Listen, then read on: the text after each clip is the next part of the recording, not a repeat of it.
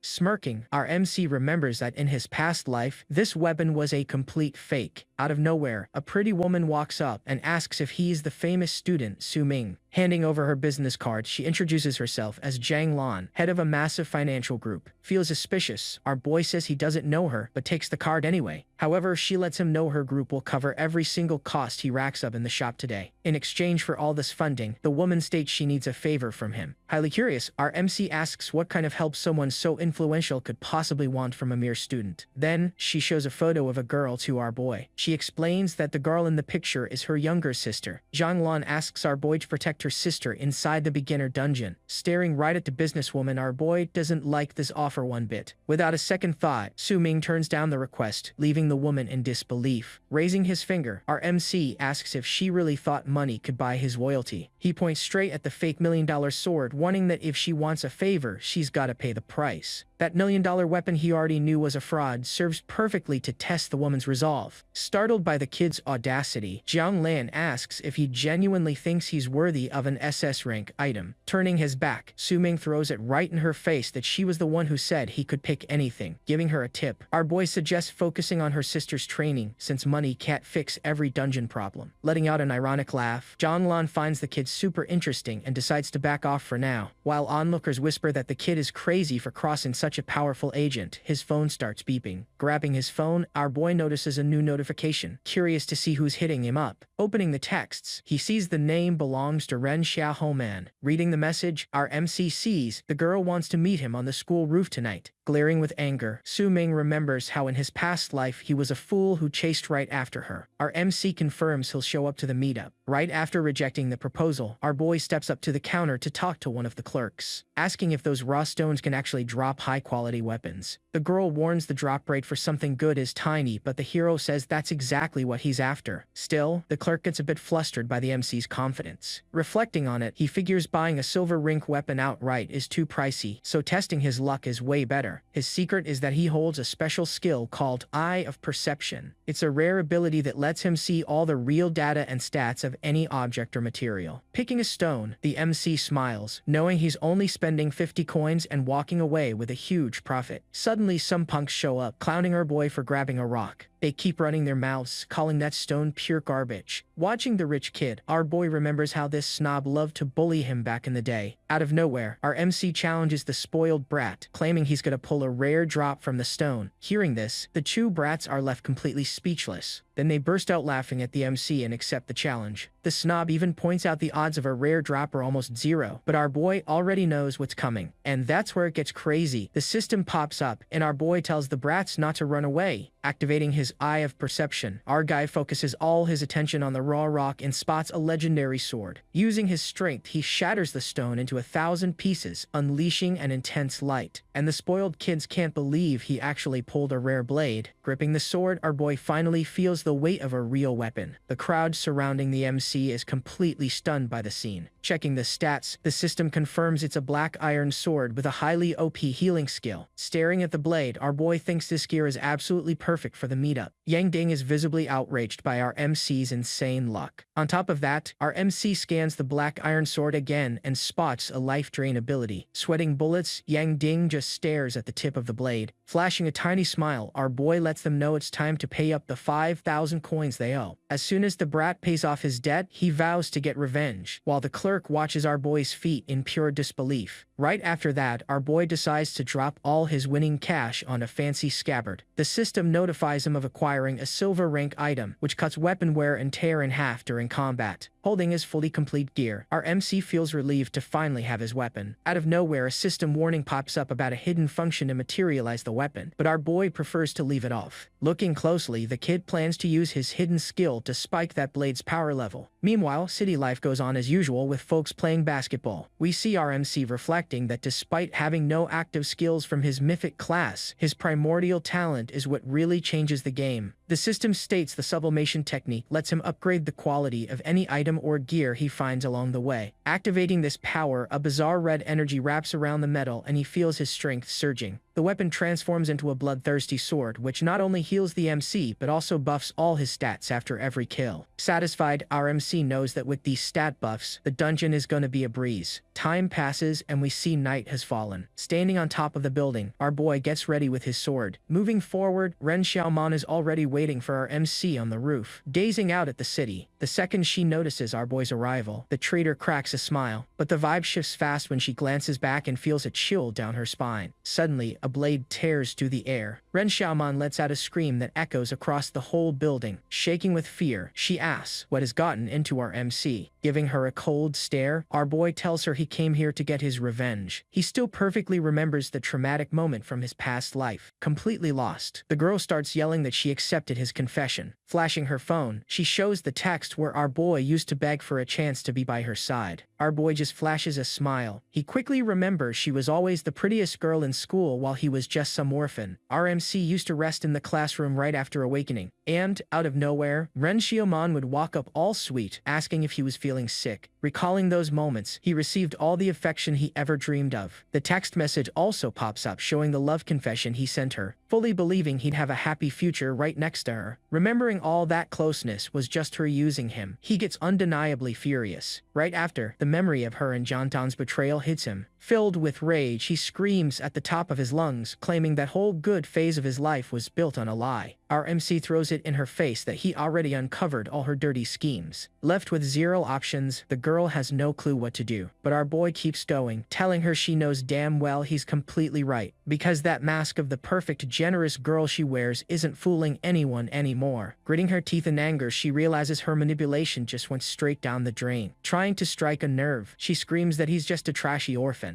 Instead, our MC just turns to leave while she yells that Jiang Tang is gonna destroy him. Chuckling mockingly, our boy advises her to worry more about her own image. Consumed by rage, Ren Xiaoman feels utterly humiliated by a piece of trash like him. Grabbing her sword, she tries to take our MC's life. Leaping at him with full force, she attempts a fatal strike, but our boy just stands there. And no one saw that coming. A sinister red energy starts swirling around his sword. The system confirms the blade's blood drain ability activated perfectly. A surge of dark power explodes across the roof, slicing right through the wind, showing the spoiled girl's vital energy getting siphoned to buff the MC. Drained of strength, the loser collapses on the ground. Looking down at her, our MC points out she's reaping exactly what she sowed. Still on the floor and completely wrecked, the girl cries out of pure hatred. Remembering his past with Ren Xiaoman, he loses the drive to get his revenge on her. His sword starts glowing blue. The blade shatters into fragments as our MC turns to leave, telling her to let her little boyfriend know to come find him if he's actually got the guts. Walking away, our MC leaves her all alone. Suddenly, the system pops up with a special gift from Director Wong, sending him a strengthening pill, adventurer gear, and 10,000 coins. The moment the sun rises, our boy is already up, holding the strengthening pill the director gave him. Swallowing it whole, our MC complains about the taste but thanks the principal for the assist. Immediately, the system notifies him of a level up, rewarding him with 10 extra points to spend however he wants. On the status screen, it reveals the new original sword body skill, letting the MC learn any technique. Heading toward the school, our boy feels significantly more confident. Staring at the horizon, our guy says today he's gonna unleash his full power in the beginner dungeon. We then see the academy's main entrance, packed with students gathered for the annual challenge. As students crowd the courtyard, the loud chatter makes the vibe super energetic around the massive gate. Glancing sideways with a bored look, our MC realizes nobody there has a clue about the power level he's actually packing. Suddenly, 3 guys show up asking to join his squad, clearly eyeing his 10-star talent and the director's items. Knowing they're just gold diggers, our boy brushes them off instantly, lying that his party is already full. Running toward him, looking panicked, Ji Yao asks if it's true, he already has a team, completely caught off guard by the news. She claims she ran over as fast as possible just to ensure she'd be the first to fight beside our boy. Worried about the mission's danger, our MC thinks his goal is way too risky and doesn't want his friend getting hurt. Finally, our boy quietly admits he plans to solo the whole thing, but someone suddenly walks up to talk to him. A blue-haired kid named Yan Zhe introduces himself as a 9-star demon hunter and invites the hero to his squad. Furthermore, our MC remembers this guy was also a powerful awakened in his past life but politely declines the invite. Stepping up, Ji Yao announces to everyone that our boy is already on her team and tells them to stop bothering him. We also see our MC thinking about how solid and reliable his friend is for having his back. Glancing at the old clock on the pole, our boy realizes the exact moment the dungeon opens has finally arrived. Suddenly, the official warning for the start of Challenge 1227 pops up, and the gate starts glowing. Up on the big screen, Director Wang apologizes for being at home, admitting he lost track of time and overslept today. He explains that this one-day journey is a mandatory rite of passage for all newly awakened students at the school. The second the students cross the entrance, the system will automatically ID them and log all the data for the test. Plus, the master warns that final rewards depend entirely on each warrior's contribution level during the intense fights. But he emphasizes that forming parties is the best strat to keep anyone from getting badly hurt by the bizarre creatures inside. Agreeing with the rules, Ji Yao gets a massive scare when she notices our boy is no longer standing next to her. Yelling that it's time to start, the director orders all students to enter the portal immediately so they don't waste valuable time. The crowd goes into shock noticing our MC was the first to jump ahead of everyone without waiting for a soul. Walking through the light, our boy feels a strange nostalgia, remembering how terrified he was of this place full of deadly monsters and hidden trials in his past life. Locking his gaze, our guy decides that in this life he's picking the hardest challenge of all, taking down the final hidden boss. Right after, we see he landed in the Raging Tide Forest, an F-rank spot loaded with hidden dangers in the woods. Scanning the scenery, our MC realizes the beginner dungeon map changes randomly every single year. Moreover, our boy notices this location is completely different from what he faced in his past life, which changes everything. The system explains that spawn points inside the portal are random, meaning everyone has to map out their own route. Staring intensely, the guy understands the monsters he'll run into here won't be the same as before either. Out of nowhere, our boy comes face to face with a giant tree, an elite monster capable of burning anyone caught in its branches. Aiming to only fight the secret boss, our MC decides his best move right now is dodging these annoying mobs and saving his energy. Activating his tech panel, our boy starts mapping out the path to track down the items he needs for his real challenge. However, he knows if too many students jump in at once, gathering all the required loot for his mission is going to be a massive pain. Leaping nimbly, our guy starts sprinting, needing to use the solo time to clear the route and reach his objective fast. As the clock hits 7:30 in the morning, Ji Yao spawns at the portal looking around the woods to spot the hero. We also see other students whispering that the place looks pretty empty and quiet, giving them a false sense of security. Suddenly, Ro feels something off and warns her party to stay sharp after catching some weird movement in the bushes. Finally, a mysterious blur goes rushing by in the distance, putting all the students on high alert to figure out who is moving that fast. Screaming for help, a student runs in total panic as the ground shakes from something terrible approaching. Plus, the other guys around him totally panic, realizing the situation just went way out of control. We also see a bloodthirsty swarm of giant rats charging straight at the rookies. The system drops a real-time report confirming 3 challengers just lost their lives. Shocked by the news, Ji Yao notes that even strong warriors got taken down incredibly fast. Meanwhile, another student runs out of breath through the forest, desperately trying to find a safe hiding spot. To her despair, she realizes she got separated from her party and is totally alone in the woods. Watching her every move, some camouflaged monster stalk the girl as she tries to figure out where to run. Despite that, the young girl feels a chill down her spine because the silence proves a predator is nearby. Suddenly, a massive shadow covers her body, and absolute terror takes over her. A monstrous monkey with glowing red eyes drops from the trees, showing it won't show an ounce of mercy. Like a starving beast, the creature winds up for an attack while the student squeezes her eyes shut. Begging for help one last time, the girl believes nobody is going to make it there in time. Unexpectedly, a flaming blade slices the sky with insane speed, landing a direct hit on the enemy. Our MC finally shows up, destroying the opponent with a heavy strike and saving his classmate's life. A guy lies on the ground completely terrified, feeling like his end is approaching in that bizarre dungeon. Furthermore, a level 5 elite bear shows up with massive claws, attacking the poor kid who has 0 zero chance to defend himself. Our boy hasn't made it to the spot yet, but things get heavy as the student screams in pure panic when the beast hits him. Meanwhile, multiple level 2 swamp hunters surround other groups, proving these mobs are working in packs. We also catch a level 3 hunting hound leaping onto another student, who totally panics, saying his end up close. Right after the system warns that teleport point 9 is surrounded, and the guy begs for backup over the radio. However, a giant level 5 lizard looking like a dragon steps out, striking even more terror into the crowd's hearts. On top of that, the monsters keep pouring in non-stop from the 11 o'clock direction, leaving all the rookies trapped with no way out. A girl checks her tech interface and realizes her 5-man squad is getting absolutely bodied by the enemies. Sadly, she watches almost all her teammates get wiped out, and despair fully takes over right in the middle of the fight. But the young girl only managed to hide because her friends sacrificed themselves, giving her a window to bolt through the brush. It's only been half an hour since the challenge started though, and the student realizes the difficulty is absolutely insane for mere rookies. That's why she wonders if any of the newly awakened will actually make it out of this cursed place, full of real danger alive. Suddenly, our MC flashes by like lightning, wiping out the nearby creature with a single sword slash. The girl's jaw drops at such raw power, and she thanks our boy, recognizing him as the 10-star genius. Su-ming stands there looking mysterious while the rescued girl asks if he's really the 10-star prodigy. Answering with pure coldness, our MC claims he was just passing through, but warns there won't be a second time. He then drops the bomb that the monster isn't actually dead yet, making the young girl's eyes widen in pure terror. Running as fast as her legs can carry her, the student yells. She's grabbing help and tells our boy to hang in there. Firing up his eye of perception, the hero runs a deep scan to uncover every secret about that bizarre creature. The system quickly pulls up the stats for the level 3 mutant monkey king, showing some seriously high strength traits. Our MC pieces together that being a mutant is exactly how it survived the slashes from his silver rank blade. Still, our boy realizes regular mobs on this F-rank map shouldn't be packing this much defense. Out of nowhere, the beast lunges straight at the hero, attempting a brutal smash that would turn anyone into paste. Keeping his cool, our boy just watches the enemy's movement, getting ready to counterattack in style. Flashing a confident look, the guy decides it's finally time to test drive one of his new legendary combat techniques. Because our MC wants to feel the weight of this divine power, challenging the giant monkey to a pure speed duel. We also catch the screen confirming he inherited several hidden skills from his old Slaughter God class. So the Hidden God's Step is revealed as his third technique, and the system shows our hero now has a major trump card. Finally, the description explains this power boosts his speed by 50% and grants full immunity to any physical or magic damage. Activating the Hidden God's Step, our boy gets a wild speed buff and vanishes from the monster's sight in the blink of an eye. While the beast looks lost, our guy respawns right behind the enemy and lets the giant monkey know it's game over. Even though the creature tries to react somehow, Su-ming's agility is just built different, and he toys with the opponent's sluggishness. With a bored look, our MC mentions the fight lost its spark since the mutant monster can't even land a hit. However, the hero's reflection in the creature's eyes shows that beast's fate has already been sealed by a true blade master. Swiftly, our boy launches a fatal strike with his blade, stating he won't play with the opponent anymore. The system then confirms his absolute victory, showing the mutant monkey king got easily bodied by our hero. We also spot a reward popping up in the air, which turns out to be a bronze rank skill scroll called One Line Slash. Checking out the item, Su-ming figures that even with a low rank, this technique is going to be a huge help in the starter map. Suddenly, a golden alert flashes across the sky, announcing to every player that the dungeon's first blood has been drawn. As soon as the screen drops the details, everyone notices a level 2 player scored the first elimination and snagged a rare title. This news ripples through the forest, leaving all the other students completely floored since nobody expected a feat like this so fast. On top of that, every participant receives a free healing potion as a bonus, and one girl celebrates finally getting her health back. Naturally, the crowd starts gossiping about whether Su-ming pulled this off, while our boy realizes he just made a slight miscalculation. Realizing 30 minutes have passed without anyone else getting a kill, he decides to pop total concealment and vanish into the shadows. Su-ming keeps walking through the dense forest but quickly notices he isn't alone anymore in that gloomy setting. Stepping out from the dark, a pack of hungry level 3 wolves appears with their eyes glowing in pure malice. Our guy doesn't show an ounce of fear, figuring this is the perfect moment to test drive his brand new attack. Without hesitating, the MC triggers his sublimation talent once again to give that skill scroll a major upgrade. That basic bronze ranked technique starts shining intensely, undergoing a bizarre and seriously powerful transformation. Confirming the upgrade, the system shows the skill evolved to silver rank, turning into a deadly quick draw sword slash. As the beasts gear up for their final pounce, our boy just takes a deep breath and waits for the perfect window. With lightning speed, the hero unleashes a massive blue energy arc that slices through anything standing in his way. The MC unloads that blue energy strike, slicing the first monster, while the system alerts him to an 80 experience point gain. This carnage keeps rolling as he wipes out 10 beasts in a single go, securing another 800 points for his stash. Tallying up every elimination, the system shows 100 wolves just got bodied, scoring our boy a whopping 8,000 experience points. By 9:30 in the morning, our MC chills for a sec while gripping his weapon coated in his fallen enemy's blood. Smirking, he watches the system confirm he hit level 9, even unlocking the legendary Wolf Hunter title on the side. He scans the battlefield full of bodies, mentioning that spamming the quick draw technique is the easiest way to wipe the map. Gripping his sword hilt tight, he gears up for another round of heavy strikes against the starving pack. Totally locked onto his objective, the guy starts charging up some wild energy to pinpoint the next targets roaming nearby. With a determined glare, our MC decides it's time to unleash all that built-up power in one single motion. Swinging the blade at a cracked speed, he executes a sweeping slash that glows with an intense blue hue. The attack creates a massive shockwave, sweeping away everything in its path and sending the monsters flying with zero mercy. Hitting the opponents dead on, the impact's force is so heavy, those beasts don't even process what just struck them. But the vibe shifts fast when our boy notices some sketchy movement coming from deep inside the smoke. And that's where it gets crazy. A massive explosion rocks the forest, revealing the real boss finally decided to show its face. Standing tall, the level 10 Wolf King steps out with glowing red eyes, promising to give our MC a seriously hard time. Right at 8:30 in the morning, a whole new phase kicks off for the other students trying to survive inside the dungeon. We see a handshake sealing a partnership, with the system confirming the rookie's party formation was a total success. Hyped up for a win, the kids jump into action, yelling for everyone to hurry up and match the squad's pace. Starting their counterattack, the crew rushes the monsters since the main force finally arrived to clean up this mess. Meanwhile, one of the guys grips his sword hilt super tight, proving he's ready to fight for his life in this spot. The blue-haired student lands a clean strike on a giant green creature, making the beast feel the full weight of his steel. Despite the danger, the young fighter follows through with his slash, opening a gap in the monster's defense as it roars in pain. Totally amazed by the outcome, the students watch their experience points tick up on screen, jaws dropping at the reward they just bagged. Plus, the system confirms the death of a mutant rat, and the boys cheer, swearing they won't lose to the guy who scored the first kill. Crying tears of pure joy, the blue-haired kid finally hits level 2, feeling like all the grind was entirely worth it. Out of nowhere, a brand new alert flashes in the sky, leaving everyone stunned as it announces another boss monster just went down. The news reveals some level 9 fisherman snagged a leader elimination, leaving the crowd wondering how such a basic class could be so cracked. Rewinding the clock 10 minutes, the scene completely flips as we spot a blue trail slicing straight through the dense forest's dark. Without warning, our boy unleashes that OP technique we saw earlier, striking the giant wolf with surgical precision. Instantly, the beast's health bar drops, with our boy's strike proving who the real master of this cursed place is. Our MC unloads a devastating slash straight through the mutant beast's chest, sending blood flying everywhere. Taking an explosive step, our guy shatters the ground beneath his feet while gearing up to finish the job in absolute style. From high up in the air, our boy warns the wolf not to get cocky just for being a leader, since that arrogance is gonna cost it dearly. Flashing a highly confident smile, Su Ming stares the opponent right in the eyes and reveals that Beast's fate is already sealed. And just like that, everything changed. A massive blade of light drops from the sky, splitting the monster in half and ending this wild fight for good. Soon enough, the system confirms the Wolf King is completely toast, and our MC hits level 10, scoring several rare reward items. Over in another part of the forest, the blonde kid Yang Ding looks totally wrecked and dirty after scrapping with some basic mobs. Panting heavily, his teammates stare at the defeated wolves and comment on how hard the exhaustion is hitting them. One of the guys even gives thanks for pulling an attack bonus item, knowing the squad would have been absolutely clowned without it. Yang Ding, however, gets completely furious seeing those sky alerts, wondering how a basic fisherman could be this overpowered. Glaring at his chipped weapon on the ground, the guy realizes his starter gear is straight up trash. Visibly annoyed, the blonde starts complaining he got scammed at the weapon shop, claiming that's why he can't show his true power. Screaming at everybody, he tells his squad to shut up and reminds them he's the one tanking all the damage up front. Suddenly, an image of Su Ming crosses his mind, and he feels a sick wave of envy over all the success our boy is getting. In the end, Yang Ding swears that if he runs into our MC in there, he's gonna body him to let out all this pent-up rage. Our MC crouches down in the brush while watching the golden screen confirm he finally smashed level 10. The system then alerts him that he unlocked his first-class change mission, making the guy realize a golden opportunity just dropped. Recalling his past life, he remembers he only hit this level way after he had already left the rookie starter dungeon. Back then, the mission was E ranks, and he had to grind all the way to level 15 just to handle the heat. This new life is a totally different story though, since our boy hit level 10 while still chilling inside the training map. Quickly, the system reveals his new objective is to hunt down the Red Rock Cave Guardian, which happens to be a pretty cracked elite monster. Hyped by the news, our MC realizes the quest dropped right where he's currently at, making this whole run way easier. To top it off, the hero scores a platinum rank swordmaster skill, letting him equip any heavy weapon while totally ignoring level requirements. The scene shifts over to the First Academy's meeting room where the vibe is getting highly tense among the directors. All the performance data is currently flashing on screen, but our MC's name is nowhere to be found among the top ranks. Scratching his head, the director is totally lost on how a 10-star prodigy like Su Ming completely vanished from the top 500. He even brings up how he gave the kid a starter item pack, fully expecting the young guy to be dominating the entire field. Out of nowhere, the room's door gets forcefully thrown open, interrupting the chat and putting everyone on high alert. Vice Mayor Anne Reinling storms in absolutely furious, demanding to know why the school's top prospect isn't delivering the expected results. Flashing the reports, she complains about being promised an unbelievable genius, yet the stats are showing a totally different reality. The director tries to cool things down, explaining that our boy's class usually has a much slower start compared to the rest. Visibly annoyed, the woman claps back that this doesn't excuse such garbage performance, suspecting the old man is just lying to score tokens. Furthermore, she highlights the success of other students like Yan Zhe and Zhang Tang, who are climbing the ranks with zero effort. Because of this, the official decides to slash the Academy's medal quota down to just 2, leaving the director entirely desperate. Even though he tries to negotiate, the vice mayor warns the school has been dead last for ages and might catch a ban from the next tournament. Storming out of the room, she leaves the master all alone to eat the loss and carry the pressure of restoring the school's prestige. With his eyes on the few seals left, the director whispers Su Ming's name, silently praying our boy won't let him down. Cutting back, our boy is shown crouching right at the Red Rock Cave entrance, gearing up to face his major class change challenge. Our MC checks the virtual map and confirms he's at the exact quest spot, thankful he didn't run into any annoying mobs along the way. Stepping inside the pitch-black cave, he mentions he never came here in his past life, feeling curious about what kind of creature might jump out. Still, the vibe gets pretty tense when our guy catches some weird movement, putting on a serious face as he readies up for whatever is coming. Without warning, a massive club brutally smashes the ground, kicking up dust and proving this welcome party is anything but friendly. A level 6 minor goblin steps up next with blue skin and glowing red eyes, glaring at the hero with pure malice. We also catch our MC analyzing the beast up close, wondering if that thing is an actual earth spirit or just one ugly-ass goblin. Wasting zero time, our boy does a quick footwork drill to build momentum, and goes straight for the elimination without giving it a chance to react. The hero then unloads a highly precise slash that hits the monster dead on, while the scream flashes danger warnings from the sheer violence. From up high, our guy realizes he needs to move fast so all this noise doesn't alert the entire cave. Unfortunately, the system flashes in the air, warning that the cave's consciousness has awakened, and goblin mode is fully activated. Heavy footsteps immediately start echoing down the hallway, showing that first beast was just the start of a massive headache. Catching on to the escalating danger, our MC comments that things aren't looking nearly as simple as he originally imagined.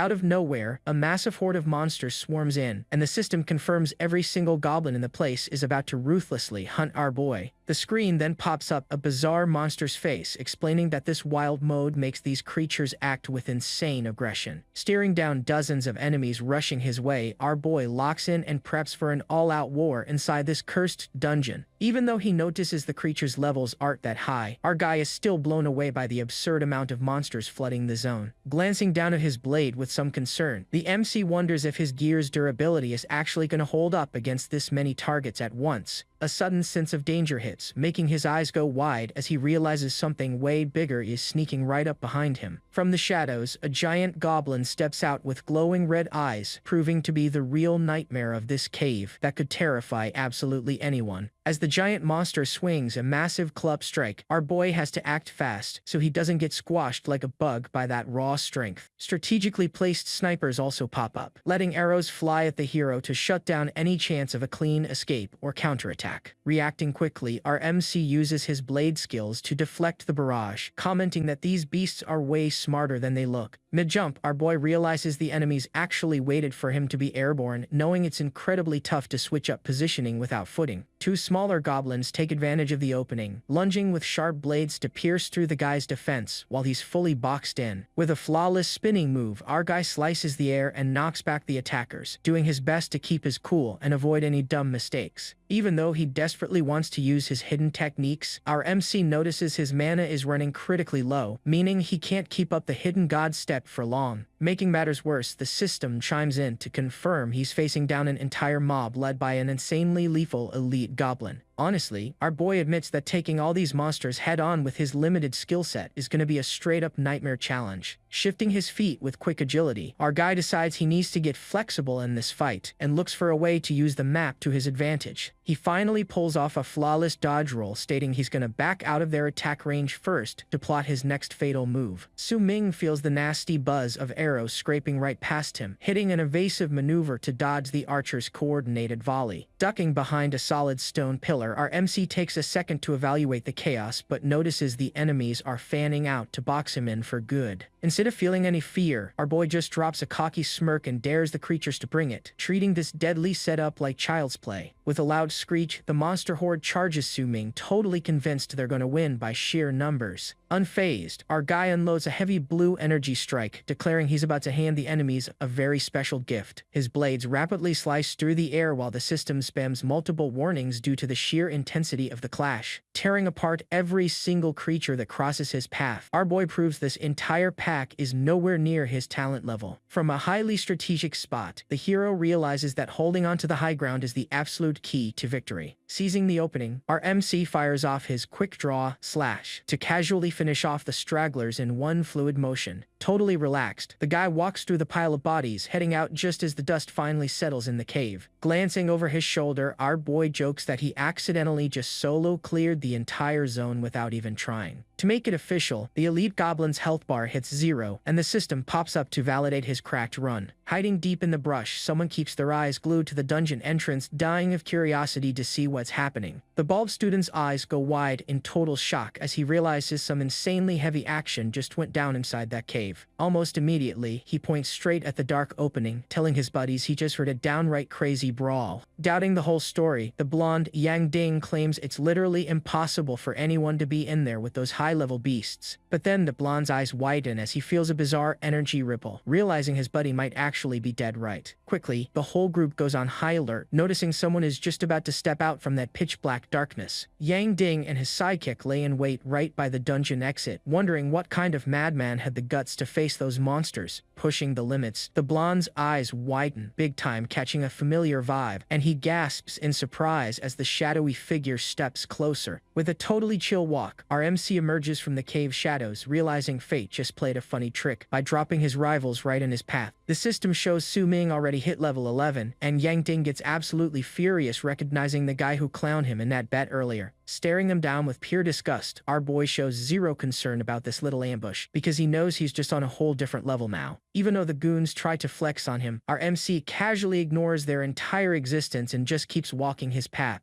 Moving at a crack speed, the hero blasts past the bullies like a streak of light, leaving every single one of them looking like absolute clowns. Pissed off by the dodge, the blonde screams at his crew to surround the hero right now, swearing he won't let the kid slip away this time. Turning his head slightly, our MC mentions he has no intention of running, reminding them they already caught an embarrassing L before. Meanwhile, Yang Dane gets completely flustered by the guy's audacity, and his buddy realizes our boy doesn't even remember who they are anymore. Boiling with rage over being forgotten, the scumbag brings up the 5,000 coins he lost and orders his boys to rush him all at once. With a highly sarcastic smile, our MC watches the enemies scatter and decides this is the perfect moment to test his brand new power. Channeling some wild energy right into his palm, the hero gears up to drop a legendary technique guaranteed to sweep the entire area. Without holding back, he unleashes his sword mastery strike, spawning a destructive arc that completely lights up the forest in blood red. The massive impact instantly blows the attackers away, with their terrified screams echoing around to prove that crossing our boy was a fatal mistake. Our MC follows through with his attack flawlessly, looking down at his opponents scattered on the floor and completely bodied. Still conscious, the blonde kid Yang Ding starts stuttering in pure disbelief because he actually recognizes that legendary sword control technique. The clown goes into absolute shock, realizing the hero already mastered a skill meant strictly for hunters at a way higher level. What he doesn't know is our boy actually used his sublimation talent to turn a basic scroll into a seriously OP